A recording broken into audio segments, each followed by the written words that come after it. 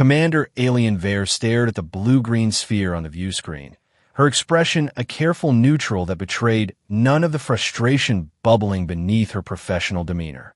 The Galactic Peace Accord Survey vessel Harmonious Discovery had been assigned to chart this isolated sector following the recent expansion treaty, and so far, they'd cataloged 17 uninhabitable planets in this unremarkable star system.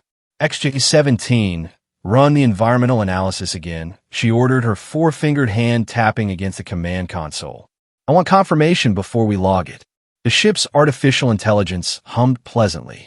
Unlike the strictly pragmatic military AIs, XJ-17 had been designed with creative subroutines to assist with planetary categorization and theoretical habitation scenarios. Sometimes, Alien thought they got a bit too far with the creative part.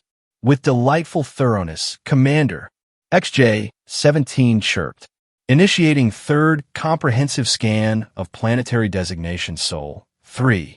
Shall I compose a sonnet about its deadly beauty while we wait? I've been experimenting with iambic pentameter.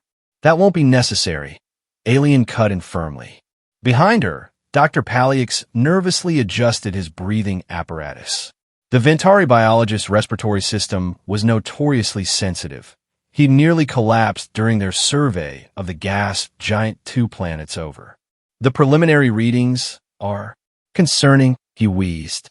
If they're accurate, this planet has fluctuating temperature extremes, aggressive weather patterns, dangerous radiation levels, diverse microbiological threats, and is that atmospheric oxygen at 21%? 21.5, rumbled Gorm from a station at the security console. The massive Earthery veteran had survived deployments on 3 Class 10 Deathworlds during the Galactic War. His leathery, scarred hide testified to the experience. Highly combustible atmosphere. One spark in the wrong place would ignite massive portions of the surface vegetation. Yet the vegetation persists, Dr. Palix mused, his natural scientific curiosity temporarily overriding his anxiety. Fascinating contradiction. The environmental analysis completed with a musical chime that Alien had repeatedly asked XJ-17 to disable. Results confirmed, Commander, the AI announced. Class 15 Deathworld designation. Comprehensive threats include extreme temperature variations from -88 to +58 centigrade, atmospheric oxygen sufficient to support combustion, high ultraviolet radiation exposure, aggressive microbiological environment with over 1 million distinct pathogens, tectonic instability, extreme weather phenomenon including cyclonic formations. We get the picture, Alien interrupted. Class 15 was the highest danger categorization in the Accord's planetary index. Only 16 other such worlds have been documented across the charted galaxy. None supported complex life beyond extremophile microorganisms, and certainly none were candidates for colonization or resource development. Such a shame, Dr. Palix sighed, gazing at the view screen. It's quite beautiful from orbit. Beauty is often deceptive, Gorm grunted. The deadliest predators were the most colorful plumage. Alien nodded. XJ-17, begin cataloging planetary resources and document entry for the Accord Registry. Standard designation will be uninhabitable. Class 15 hazardous. Commander, XJ-17 interrupted, its usual bouncy tone suddenly flat. I'm detecting artificial signals originating from the planet's surface. A tense silence fell over the bridge. What kind of signals? Alien asked carefully. Electromagnetic communications.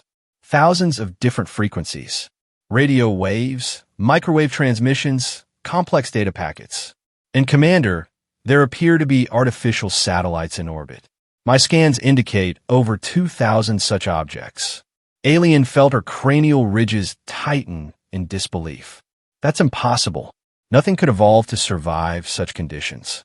Evidence suggests something has, Dr. Palix whispered, his eyes wide with academic excitement despite his instinctive fear. Perhaps primitive organisms that developed extreme adaptations. The transmissions are not primitive, XJ-17 continued. They contain sophisticated data structures, linguistic patterns, mathematical formulations, and what appears to be entertainment programming. Entertainment. Gorm stood, his massive frame tensing.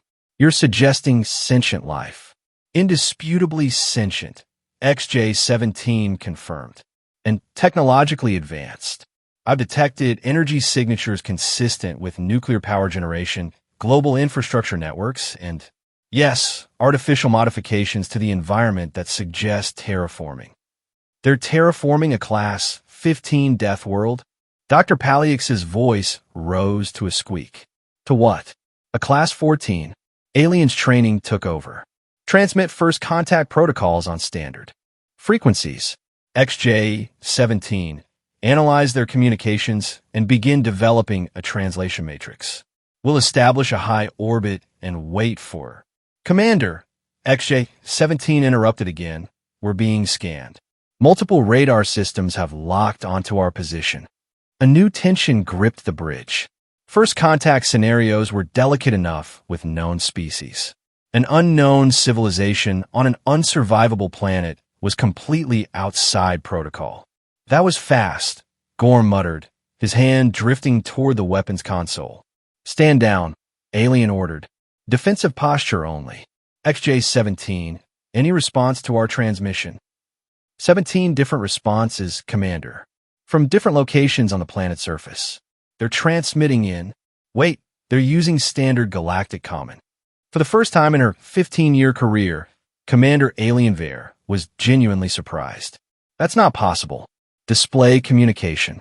The view screen shifted to show text in perfect, if slightly outdated, galactic common. Asterisk, unidentified vessel. This is Earth Combined Communication Network. Please identify yourself and state your intentions. If you require assistance, please respond on this frequency. Asterisk, Earth, Alien pronounced carefully. That's what they call it. She glanced at her crew. How do they know galactic common? The Accord has never made contact with this system. Perhaps they have had contact with other species, Dr. Paliax suggested. Independent traders or explorers who didn't report back to the Accord. Gorm shook his head. More likely they intercepted our transmissions over the decades and deciphered our language. Clever. XJ-17, respond with standard diplomatic greetings. Identify us as a Galactic Peace Accord survey vessel and request permission to establish formal communication. With pleasure, Commander. XJ-17's cheerful tone had returned. Oh, and Commander, I've been analyzing their media transmissions. I believe we've stumbled upon something remarkable. The dominant species calls themselves humans. Asterisk, asterisk, asterisk. Ruthie Johnson had seen a lot in her 84 years. She'd survived 3 hurricanes, the rising seas, the resource wars, 2 husbands, and the Reconstruction. She'd raised 4 children, buried 2, and now helped raise 3 grandchildren and 1 great-grandchild. But in all her years on this stubborn patch of reclaimed Louisiana bayou, she'd never seen anything like the shimmering craft that now hovered above her vegetable garden. It wasn't one of the governments, that much she knew. Those made a particular kind of noise that set her teeth on edge. This thing seemed to barely disturb the air at all, just a gentle shimmer like heat rising off asphalt in August.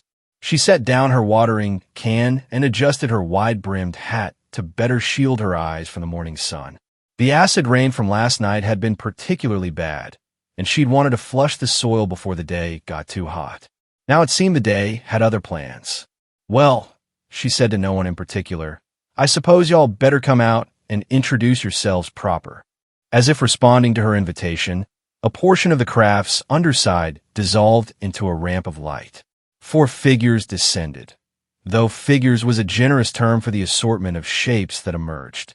The first was tall and slender, with bluish-gray skin that seemed to shimmer with faint iridescence in the sunlight. Its face was mostly humanoid, but with distinctive ridges along the cranium and 4-fingered hands.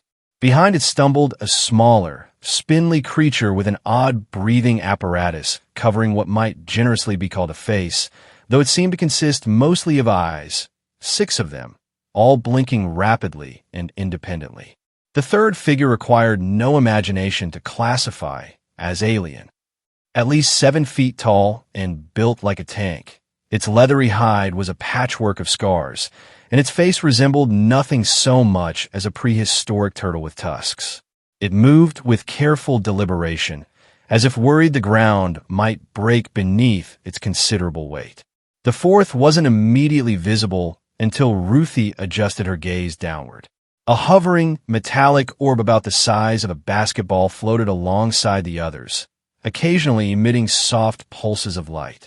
Ruthie did what any sensible woman her age would do when faced with extraterrestrials on her property. She put her hands on her hips and waited for them to make the first move. The bluish one stepped forward and spoke in perfect, if oddly accented, English. "Greetings. I am Commander Alien Veyer of the Galactic Peace Accord Survey Vessel Harmonious Discovery. We come in peace and with respect for your sovereignty."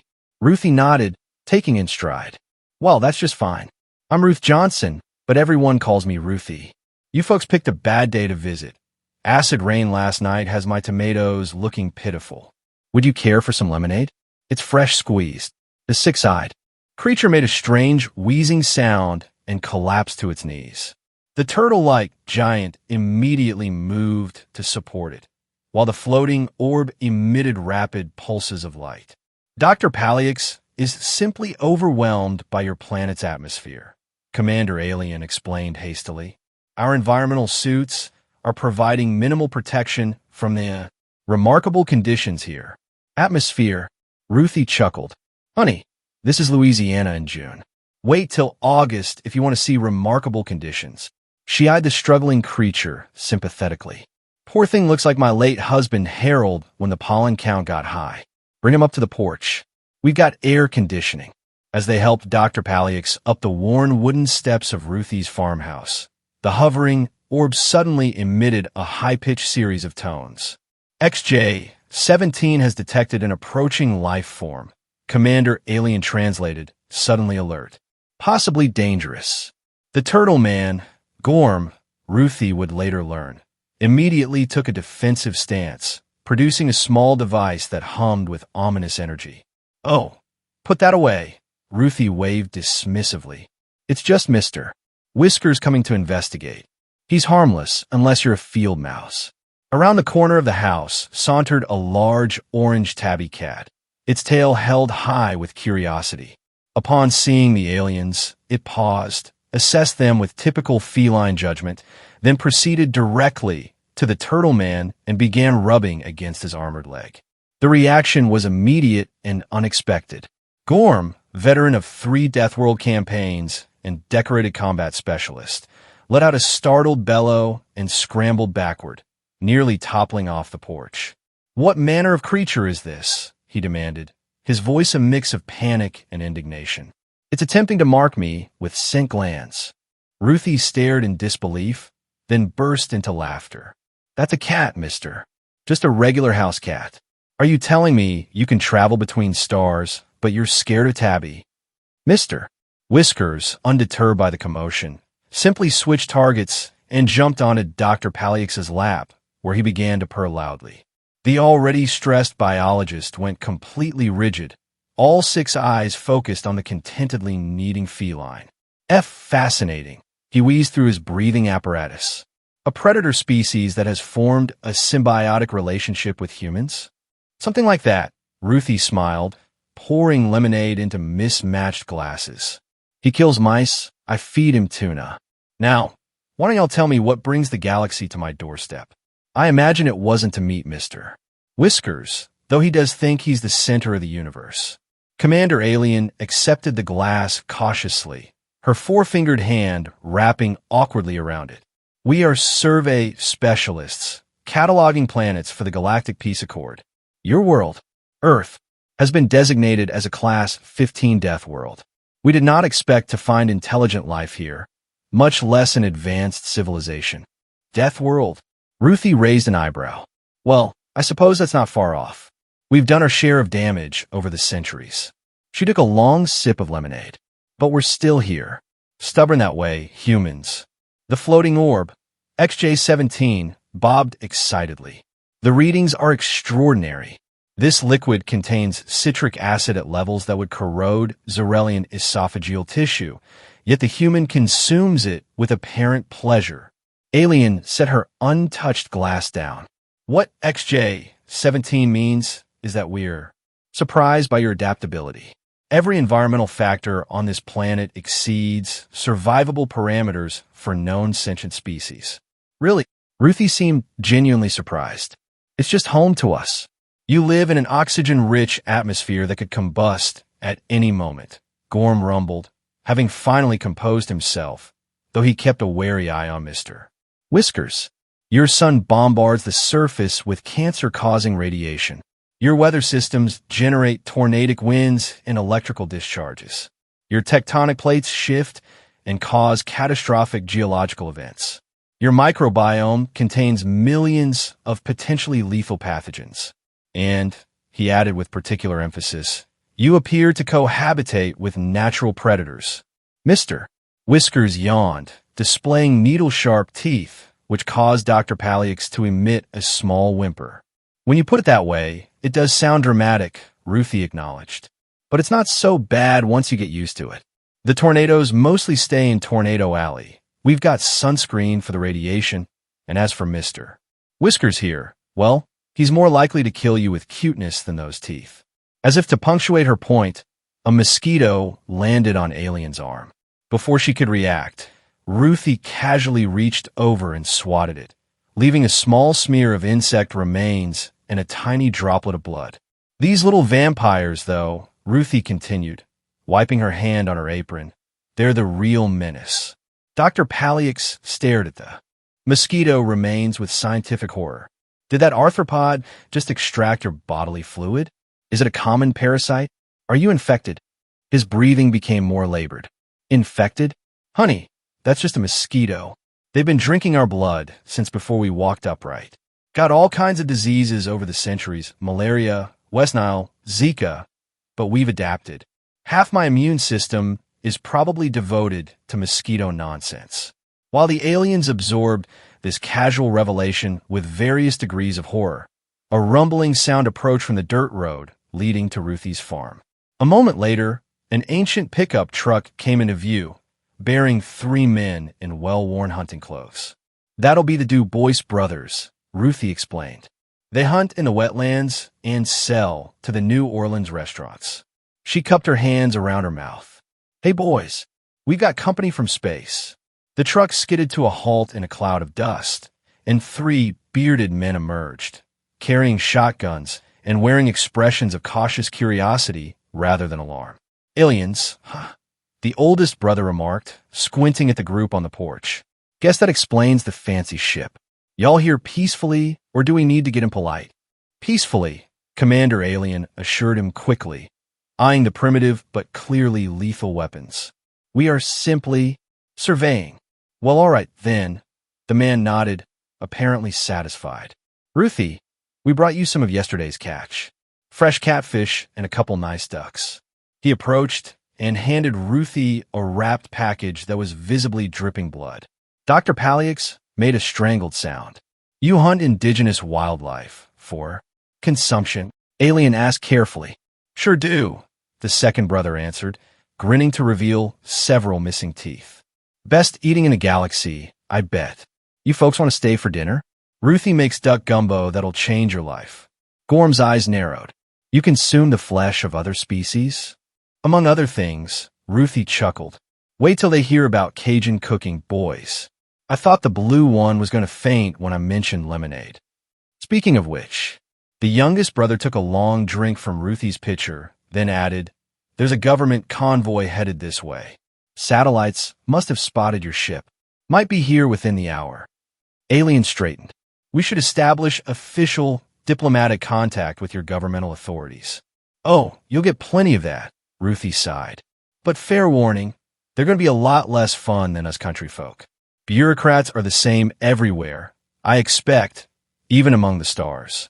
The brothers laughed, completely at ease despite the extraterrestrial encounter unfolding on their elderly neighbor's porch. One of them casually reached down to pet Mr. Whiskers, who had abandoned Dr. Palix in favor of investigating the package of fresh meat. As they chatted, more vehicles began arriving.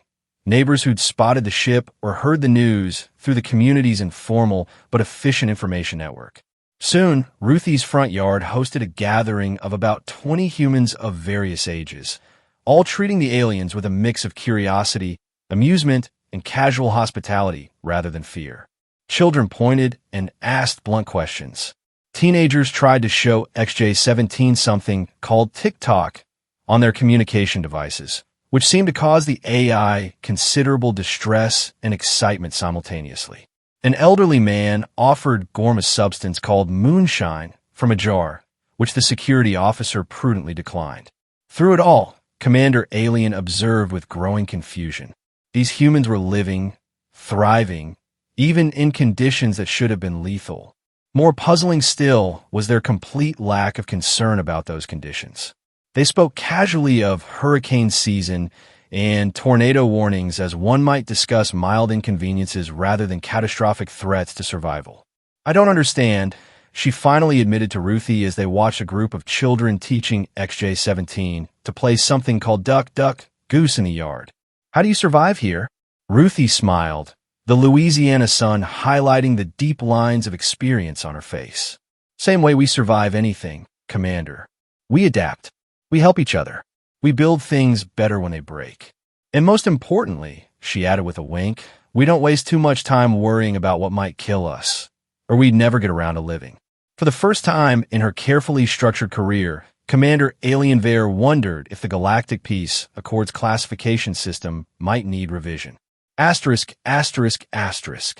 The government representatives arrived precisely as the sun was setting, transforming the Louisiana sky into a riot of colors that Dr. Palix insisted on documenting for scientific purposes, though Alien suspected his interest was more aesthetic than academic.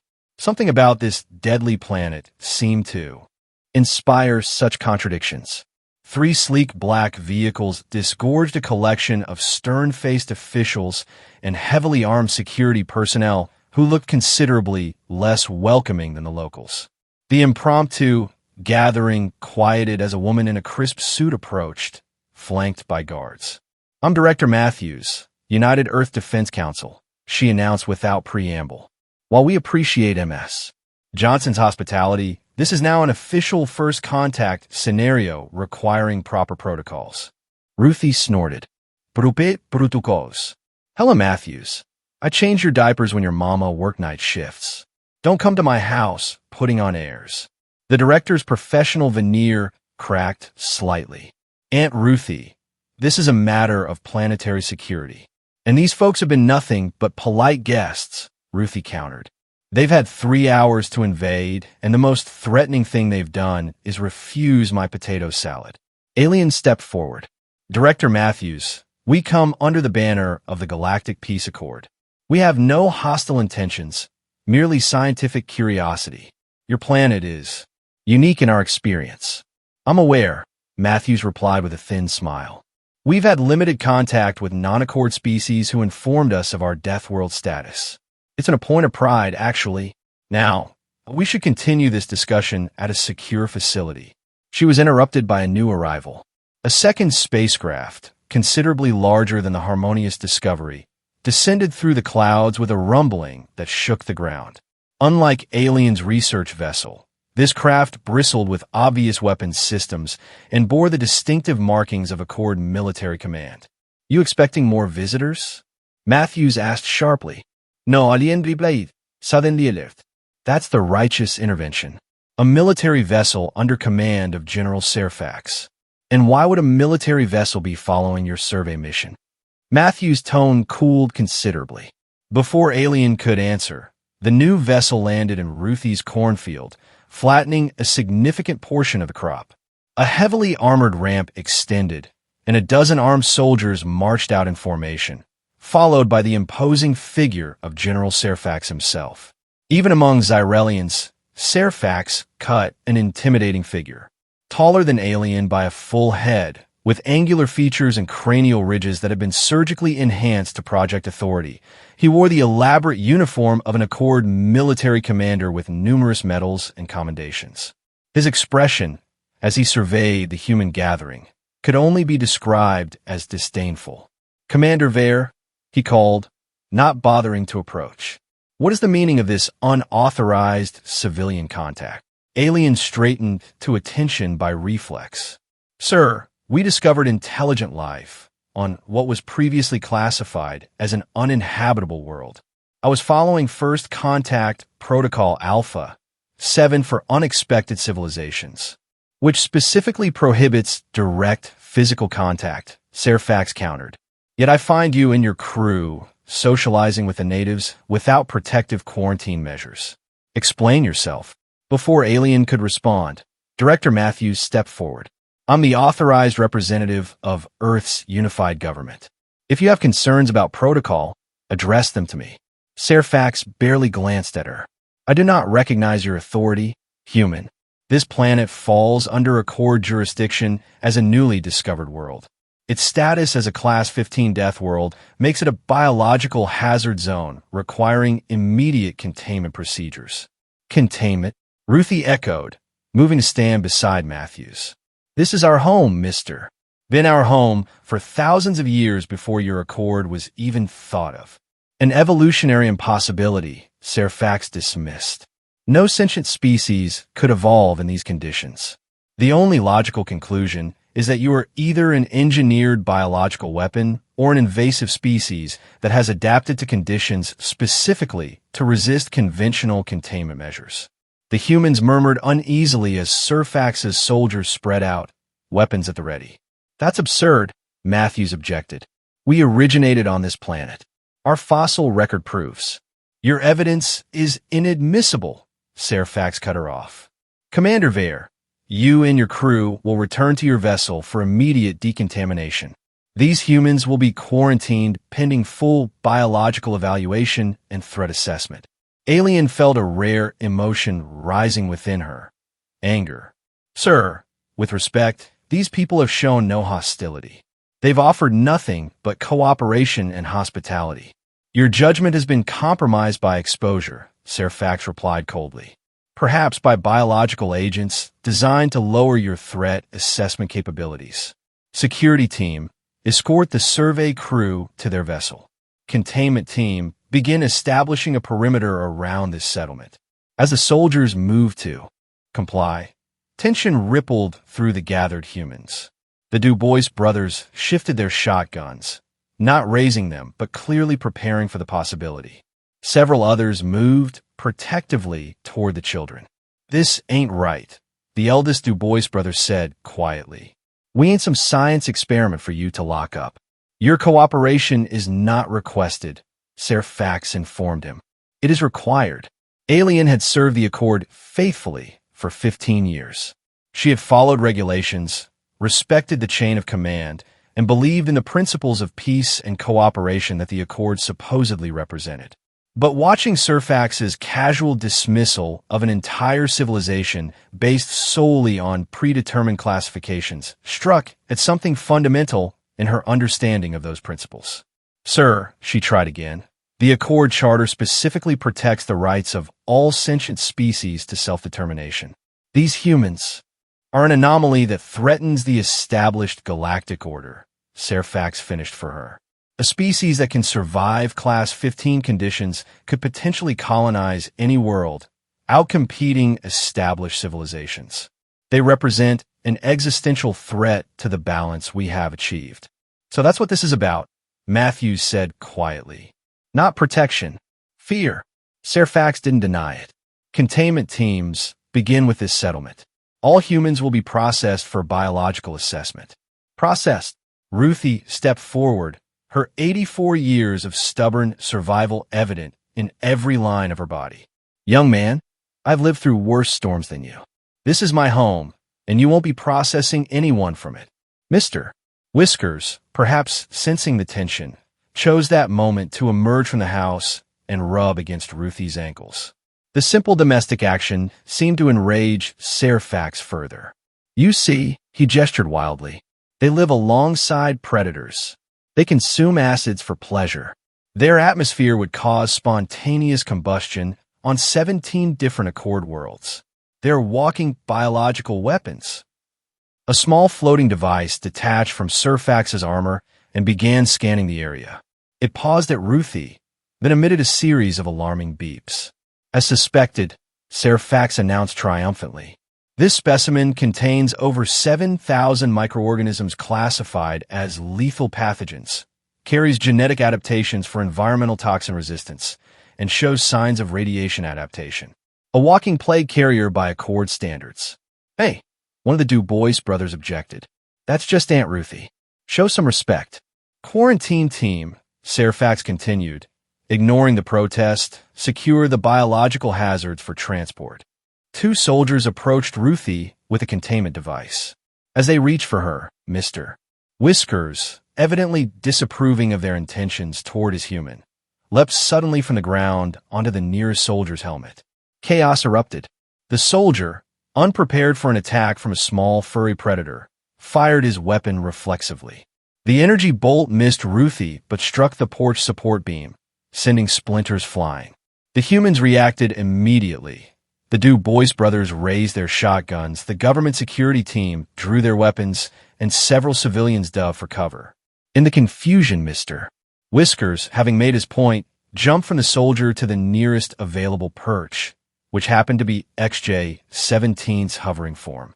The AI, already struggling to process the torrent of new data and cultural inputs from the day's experiences, suddenly found itself hosting 9 pounds of indignant feline. Error. Unexpected biological interface. Systems compromised. XJ-17 wailed, spinning in frantic circles as Mr. Whiskers dug in his claws for stability. Remove that creature. Surfax bellowed. Security team, neutralize the hostile organism. Don't you dare hurt that cat. Ruthie shouted back. He's just scared. Director Matthews attempted to regain control. Everyone stand down. This is a diplomatic situation.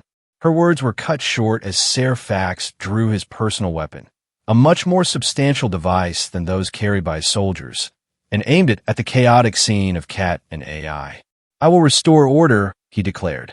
This settlement will be sanitized and these humans contained, as regulations require. Aliens saw the familiar signs of Surfax's infamous temper building. The rigid posture, the widened eyes, the cranial ridges flushing dark blue with anger. She had witnessed his restore order approach during the final conflicts of the Galactic War. It typically left little standing. Gorm, she said quietly to her security officer, who had positioned himself protectively near Dr. Palix. Emergency Protocol Omega. Authorization Ver 9-7 Alpha. The massive Earthery nodded almost imperceptibly, then casually reached into his utility belt and removed a small device. With practiced nonchalance, he tossed it toward XJ-17 and Mr. Whiskers. The device emitted a soft pulse that temporarily disrupted Surfax's targeting systems, causing his weapon to power down with an anticlimactic whine. In the same moment, XJ-17 abruptly stopped spinning, its lights stabilizing as Mr. Whiskers, seemingly satisfied with the chaos he'd created, jumped gracefully to the ground and began grooming himself as if nothing had happened. What is the meaning of this? Surfax demanded, trying to reactivate his weapon. General, Alien said firmly, stepping between him and the humans. I am invoking Article 27 of the Accord Charter, protection of sentient rights during initial contact. As the commanding officer who established first contact, I have temporary authority to determine threat levels and appropriate responses. You overstep your authority, Commander, Surfax growled. This is clearly a military matter. It is a diplomatic matter, Alien corrected, and one that you are escalating unnecessarily. These humans have shown no aggression beyond defending their home from what they reasonably perceived as a threat. While they argued, the humans were not idle. With subtle signals and whispered communications, they began to move. Children were quietly ushered into Ruthie's house. The Du Bois brothers and other local men positioned themselves strategically around the yard. Even Director Matthews and her security team seemed to be coordinating something with silent glances. Humans, Surfax addressed the crowd, apparently deciding to try a different approach. Your world is classified as uninhabitable by galactic standards. Your continued existence here violates natural law and threatens the established order of civilized space. Surrender peacefully for processing, and you will be relocated to a suitable sanctuary world where your unique biology can be studied for the benefit of all. There was a moment of silence, broken only by the chirping of cicadas in the gathering twilight. Then Ruthie Johnson laughed, a full, rich sound that carried across the tense standoff and seemed to break something in the atmosphere. "Young man," she addressed Fairfax, "I have lived on this patch of earth for 84 years. My grandparents survived slavery here. My parents survived flooding here. I survived wars and storms and rebuilding here. This land has tried to kill us 6 ways from Sunday, and we're still standing. No offense, but you don't scare me half as much as hurricane season." A murmur of agreement rose from the other humans. "This is your final warning," Fairfax threatened, his soldiers raising their weapons. "Cooperate or face." Whatever dire consequence he intended to announce was cut short by a splash of muddy water that hit him directly in the face. He sputtered in shock, wiping at his eyes to see a young human child, perhaps 10 years old, standing nearby with an empty bucket. "Billy Johnson," Ruthie scolded, though she couldn't quite hide her smile. "What have I told you about throwing mud at people? Only if they deserve it," the boy replied earnestly. "And he was being mean to you, Granny." Before Fairfax could recover his dignity, more distractions erupted. From the edge of the yard, someone started a tractor engine with a roar. 3 more children darted out from behind trees, throwing water balloons filled with something that smelled pungently of fish bait. The Du Bois brothers fired their shotguns into the air, producing an enormous noise that sent Fairfax's soldiers diving for cover. In the ensuing confusion, Director Matthews smoothly stepped forward with a small device in her hand.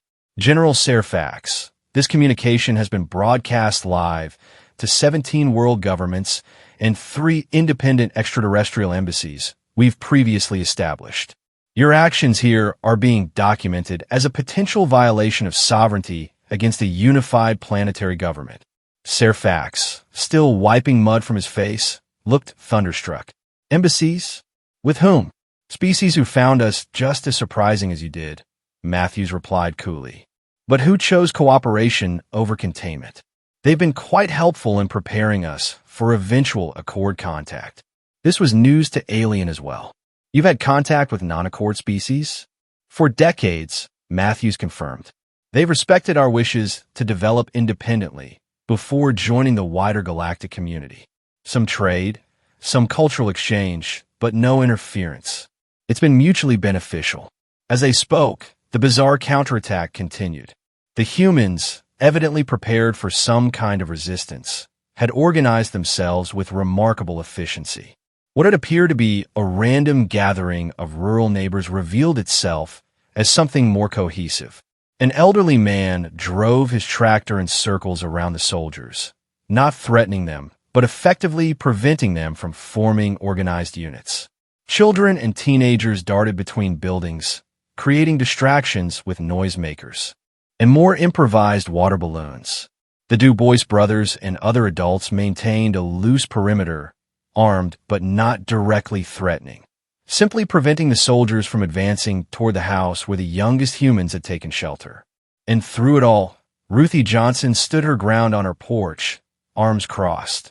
Looking for all the world like this was simply another Tuesday disruption to be handled with the same pragmatic determination she applied to acid rain on her tomatoes. Alien made her decision. XJ-17, she called. Access Accord Military Protocol Override. Authorization Ver, Lambda, 27 Sigma. The AI, having recovered from its feline encounter, pulsed with acknowledgement. Override accepted, Commander. Awaiting instructions. Transmit all records of this encounter, unedited, to Accord Central Command with priority flagging for the Ethics Council, Diplomatic Corps, and Xenobiology Division. Note violation of Articles 12, 27, and 36 of the Charter. "You dare," Fairfax began, but Alien continued, her voice carrying over his. "Additionally, issue emergency stand-down orders to all personnel of the Righteous Intervention under authority of Special Regulation 15, protection of previously unknown sentient rights. Commander Vare. Surfax's voice rose to a roar. This is mutiny. I will have you court-martialed for this interference. Perhaps, Alien agreed calmly, but I will face those consequences knowing I upheld the true principles of the Accord, not just its regulations. She turned to the humans, who had paused in their chaotic defense to watch this new development.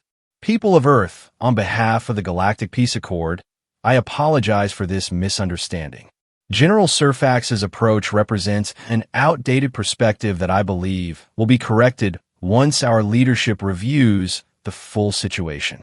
Your career is over, Surfax hissed, as the soldiers began receiving the stand-down orders directly through their communication systems, looking confused but gradually lowering their weapons. Maybe so, Alien conceded, but I suspect the Accord has more to gain from peaceful relations with humanity than from my continued service as a survey commander. In the tense silence that followed, Mr. Whiskers chose the perfect moment to saunter out from wherever he'd been hiding during the commotion. With feline indifference to the galactic diplomacy hanging in the balance, he approached General Surfax and rubbed against his armored boot, purring loudly. Several humans stifled laughter. Even Director Matthews' professional demeanor cracked into a small smile. Surfax looked down at the cat with an expression of helpless outrage that gradually dissolved into confusion and then, remarkably, a reluctant curiosity. After a long moment, he sighed heavily. The Ethics Council will want a full investigation, he muttered, not quite admitting defeat, but no longer actively threatening anyone. And the Xenobiology Division will have questions that may take decades to answer. I think, Ruthie Johnson said, descending her porch steps with the dignity of a queen despite her mud-splattered apron and weathered work boots. That sounds like a conversation that would go better over some fresh lemonade and pie.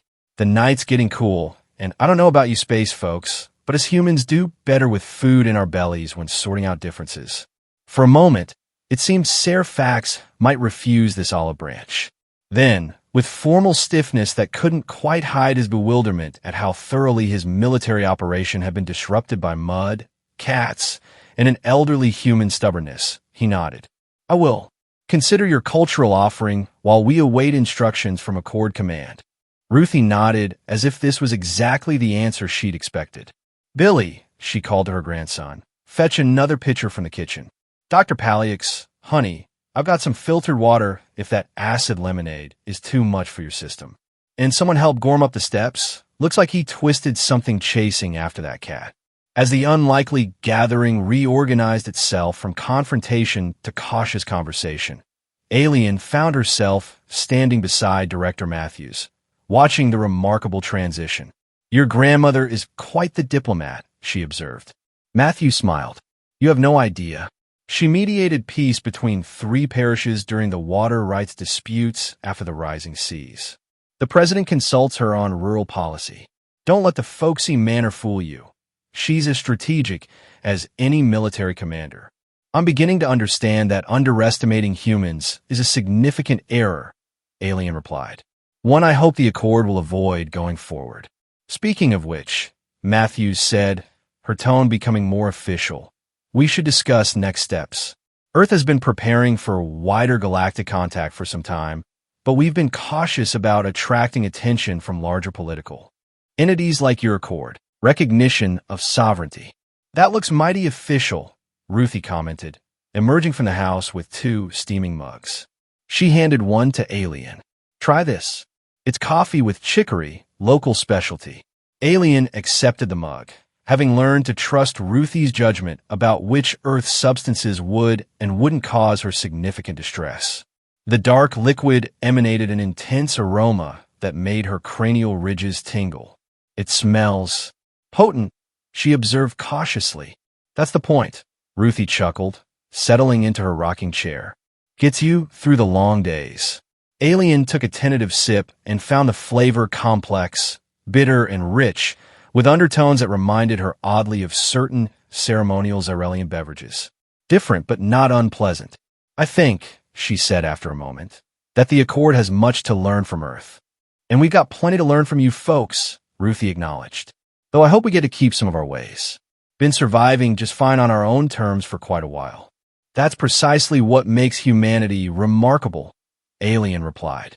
You've thrived in conditions that should be impossible, not by conquering your environment, but by adapting to it, working with it. Ruthie smiled, watching the last rays of sunlight filter through the cypress trees.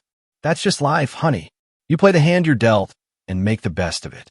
Sometimes it means building stronger houses for the hurricanes. Sometimes it means growing different crops when the soil changes, and sometimes, she added with a twinkle in her eye, it means throwing mud at alien generals who get too big for their britches. Alien surprised herself with a laugh, a sound she had made rarely in her disciplined career. I believe that last strategy may be uniquely human. Maybe so, Ruthie agreed. But it worked, didn't it? As night fell over the Louisiana Bayou, Commander Alien Vare submitted her report, officially introducing humanity to the galactic community not as a threat to be contained, but as a remarkable testament to the adaptability of life itself. The classification systems that had defined her understanding of the universe had been irrevocably challenged, and in their place grew something new, a recognition that perhaps the most dangerous environments could nurture the most resilient spirits. They had indeed found a Class 15 Deathworld, but humanity was already there, not merely surviving, but living with a vibrant determination that would soon leave its mark on the stars themselves.